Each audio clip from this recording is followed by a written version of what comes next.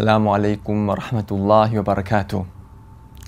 네, 저번 시간에 이어서 이번 시간에는 왜 예수에 관해서 기독교의 입장과 이슬람의 입장이 다른지 꾸란과 그리고 성경의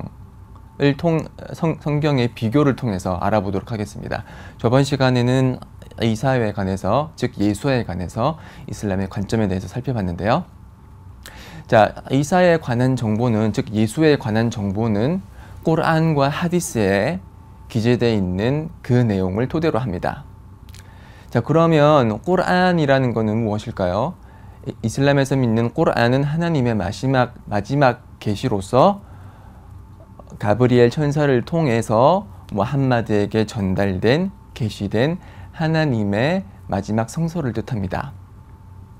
자, 꾸란의 그 전승 과정 그리고 기록 과정과 성경의 기록 과정을 비교해 봄으로써 그 두 성서의 차이점에 대해서 잠시 알아보고자 합니다.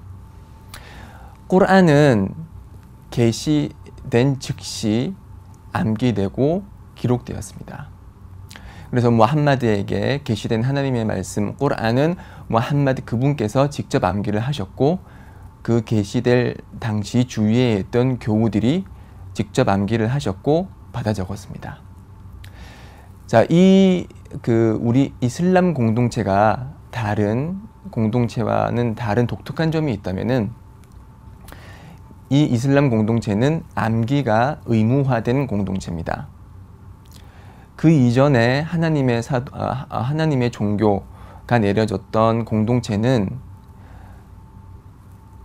암기가 의무화된 적이 한 번도 없습니다. 그렇기 때문에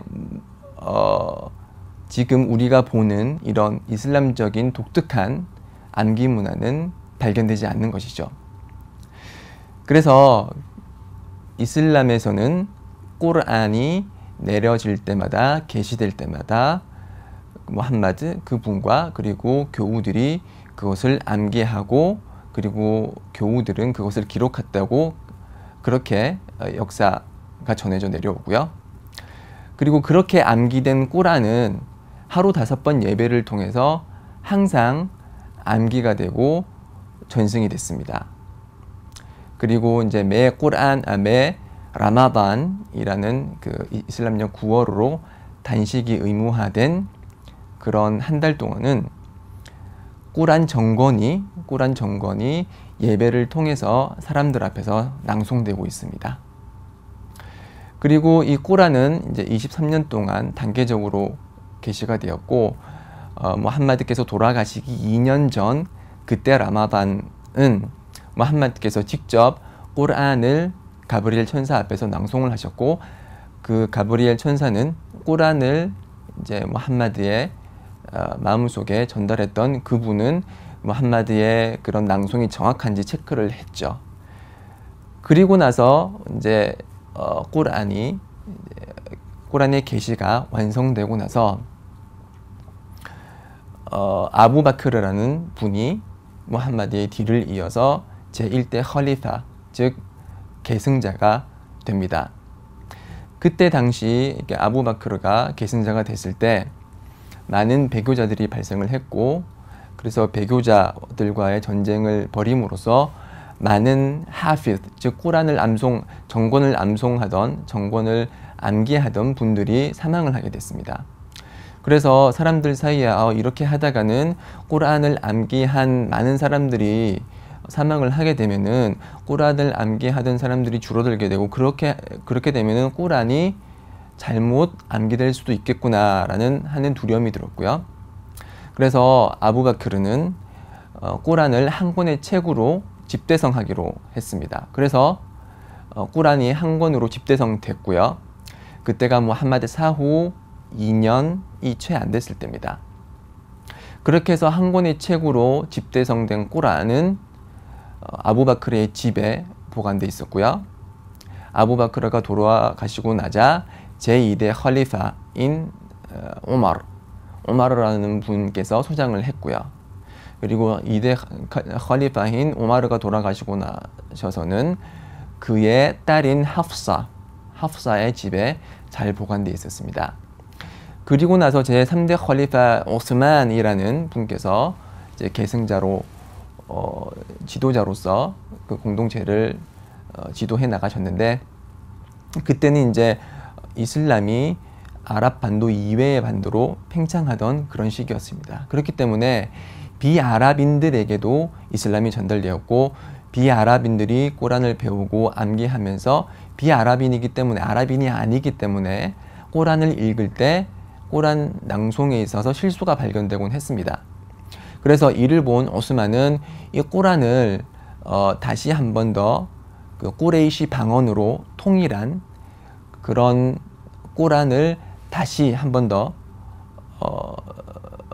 한 권의 책으로 완성을 했고요. 그 책을 이제 낭송자들과 함께 여러 지역으로 보내게 됩니다. 그렇게 보냄으로써 그 책과 그리고 낭송자, 이제 교육자가 이제 그 책을 기초로 사람들에게 꾸란을 교육시키기 위할 목적으로 오스만이 이렇게 전 세계에 꾸란을 보내게 됩니다.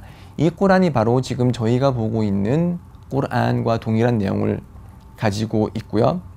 그래서 꾸란의 전승 과정은 꾸란이 게시될 때마다 암송되고 기록되고 암기되었습니다.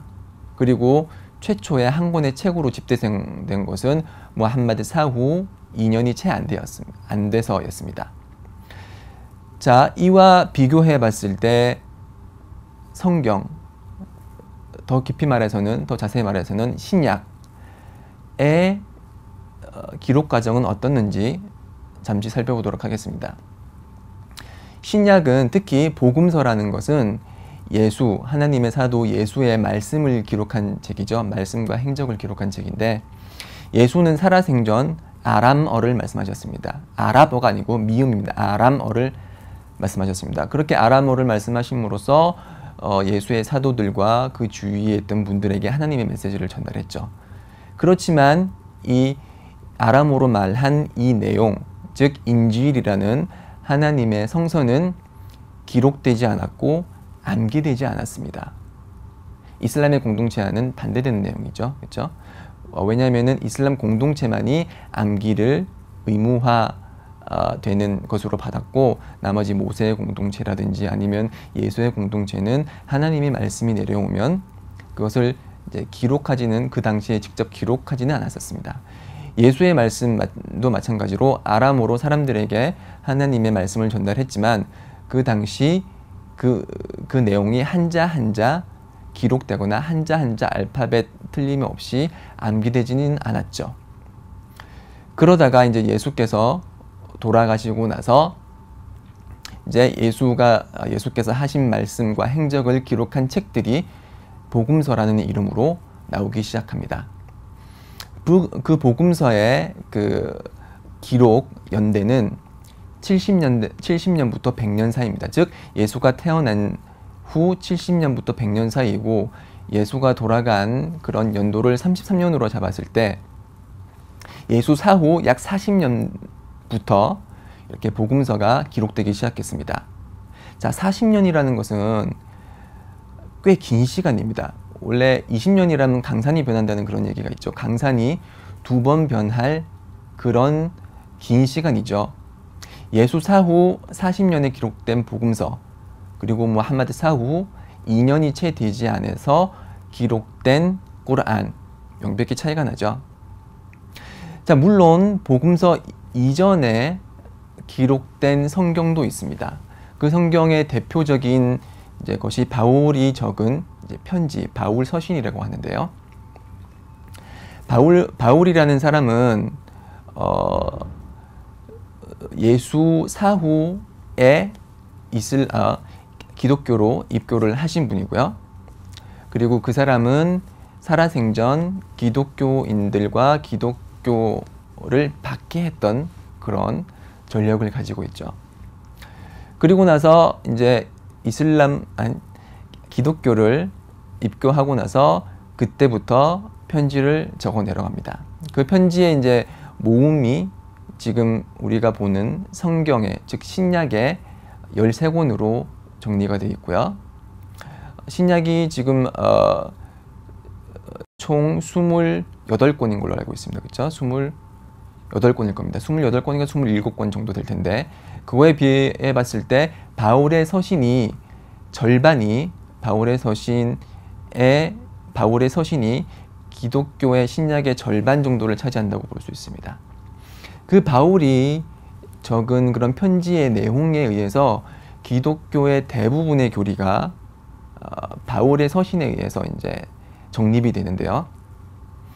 그 대표적인 것이 이제 삼위일체죠. 삼위일체는 성경에 삼위일체라는 말은 없고 바울이 이제 주창하게 된 삼위일체론이 있는데 그 바울이라는 사람은 예수께서 살아생전에 바울이라는 그런 사람을 한 번도 만나본 적이 없습니다. 그렇지만 바울은 내가 예수의 사도임을 그렇게 주장하였고요. 그렇게 해서 적어내려 간 것이 바울의 서신인데 바울의 서신이 적힐 때 바울의 서신은 이제 약 50년대 그 초창기 그 바울의 서신 중에 하나는 그 데살로니가 전후서는 약 50년대에 적혀졌다고 합니다. 자, 사대복음이 70년대부터 적혀진 사실을 생각을 해보면은 바울이 서신을 적을 때 사대복음서는 기록되지 않았었다고 볼 수가 있는 거죠. 지금 우리가 보는 그 사대복음서는 그 당시 바울이 서신을 적을 때는 없었습니다. 그리고 바울이라는 사람은 직접적으로 물리적으로 예수를 만나본 적이 없고요. 그런 사람이 전하고 있는 메시지, 예수의 메시지, 그가 이해하고 그가 생각한 그런 예수의 사상이 지금 우리가 보는 기독교의 사상의 대부분이라고 할 수 있습니다. 자, 이렇게 한 번도 만나본 적이 없는 예수라는 분을 직접 만나본 적이 없는 바울이라는 사람을 통해서 기독교 교리의 대부분이 정립이 된 것입니다. 이렇게 비교를 해봤을 때 꾸란이라는 것은 무함마드 사후 2년이 채 되지 않아서 다 기록이 완성됐고 한 권의 책으로 집대성됐지만 바울이라는 기독교의 아주 핵심적인 교리를 제시하는 그 바울이라는 사람은 예수 사후 약 20년 때부터 이제 성경을 기록을 해나갔고 약 20년이라는 세월, 강산이 한번 변했죠, 그렇죠? 그렇기 때문에 이슬람에서 봤을 때는 바울의 주장이 예수의 진정한 메시지와는 왜곡되는 부분이 많다, 배치되는 부분이 많다라고 보고 있습니다. 그래서 바울은 자기 그 로마서를 통해서 어떻게 얘기하고 있냐면은 구원에 관해서 얘기를 할 때 예수를 주님으로서 영접하지 않고서는 구원받을 수 없다, 그렇게 적고 있습니다. 그렇지만 예수는 복음서를 통해서 어떻게 얘기하고 있냐면은 어떤 한 사람이 예수께 질문을 했죠. 오 선한 선생님이시여, 제가 영생을 구하려면 어떻게 해야 됩니까? 영생이 뭐죠? 영원한 생명이죠. 구원도 천국에 들어감으로써 영원한 삶을 사는 거기 때문에 구원과 영생은 거의 동일한 개념인 거죠. 그래서 동일한 질문을 했어요. 영생을 받으려면 어떻게 해야 됩니까? 라고 했을 때 예수께서 대답하시기를 왜 나를 선하다고 하느냐? 선한 분은 오직 하나님 한 분이시다. 그리고 영생을 얻으려면은 계율을 지켜라, 이렇게 말했습니다. 자, 동일한 주제에 대해서 어떻게 하면 영생을 얻고 어떻게 하면 구원을 얻느냐라는 동일한 질문에 대해서 바울은 예수를 주로 영접하라 라고 했고 예수는 계율을 지키라고 했습니다. 그것과 더불어 이제 바울의 답과 예수의 답이 지금 상충되는 부분이죠. 이것이 첫 번째 포인트고, 두 번째 포인트는 예수께서 답을 할 때 뭐라고 그랬죠? 오 선한 선생님이시여 라고 질문을 했을 때 예수가 답하시길 왜 나를 선하다고 하느냐? 선한 분은 하나님 한 분밖에 없다. 즉 하나님이 가지고 있는 선한 속성을 나의 속성으로 간주하지 말라. 선하다는 속성은 하나님 한 분의 속성이지 나의 속성은 아니다. 이렇게 대답하셨어요. 그 얘기는 뭐냐면은 바울이 얘기하고 있는 삼위일체와는 반대되는 그런 얘기를 하고 있는 것이에요. 삼위일체가 뭐죠? 세 개의 위격을 가진 하나의 본체라는 거죠. 만약에 하나의 본체라면 속성도 같아야 됩니다. 그렇지만 예수께서는 선한 속성은 하나님에게만 있는 것이고 나에게는 선한 속성을 부여하지 말라라고 했습니다. 자, 이처럼 바울의 이해는 예수의 말씀과 배치되는 부분들이 많이 발견됩니다. 그렇기 때문에 바울을 통한 예수의 메시지의 이해는 진정한 예수가 전한 메시지를 대변하고 있지 않다라고 보는 것이 이슬람 입장입니다. 자, 바울은 예수를 만난 적이 없어요. 다만 꿈에서 혹은 환상을 통해서 예수를 영접했다고 주장하고 있는데요. 바울의 이 같은 주장이 만약에 법원에 갔다. 그러면 법원에서 바울의 말을 인정할 수 있을까요? 자, 증언으로서 증언을 채택하기 위해서 증인의 말을 들어야 되는데 그 어떤 증인이 내가 아무개가 이렇게 한 말을 꿈에서 봤다. 이렇게 하면 법원의 판사가 그의 증언을 받아들일까요? 받아들이지 않습니다. 자, 그 어떤 사실에 대한 증언을 할 때 그 증언을 하는 사람의 인격도 상당히 중요하죠. 자, 무함마드라는 분께서 계시를 받았다고 사람들에게 얘기를 했습니다. 그러면 사람들은 그 무함마드의 이전 인격을 보겠죠. 무함마드는 계시가 내려지기 전에도 사람들 사이에 믿을 수 있는 자, 아민이라고 불렸습니다. 그만큼 거짓말을 하지 않고 항상 정직했다는 것이죠. 바울은 어떨까요? 바울은 소위 그 예수를 만났다는 그 사건 이전에 기독교인을 박해하고 기독교를 탄압하던 자입니다. 예를 들어서 나치 있죠. 나치가 유대인을 박해하고 몰살시켰던 분이죠. 그 사람이 어느 날 갑자기 나는 모세를 만났다. 그리고 모세가 나한테 여러 계시를 줬다. 그러면서 막 여러 권의 유대인에 관한 그런 책을 저술했다고 합니다. 그렇다고 했을 때 저희는 나치를 믿을 수가 있을까요? 나치, 즉 히틀러, 그러니까 나치의 이제 그 근원이 되는 히틀러라는 사람이 그러한 일을 했다고 했을 때 그의 저술을 믿을 수 있을까요? 그의 인격으로 봤을 때 충분히 의심할 만한 가능성이 있는 얘기죠. 바울도 마찬가지입니다. 바울의 기존에 행했던 그런 악행들과 그리고 그가 전하는 내용은 예수와 직접 만난 것이 아니고 예수를 꿈에서 본 그런 내용을 전하고 있기 때문에 바울의 이해가 완전한 이해이고 정확한 이해라고 볼 수가 없다는 것이 이슬람의 입장입니다. 여러분, 종교라는 것은 천국과 지옥을 가르는 중요한 선택입니다.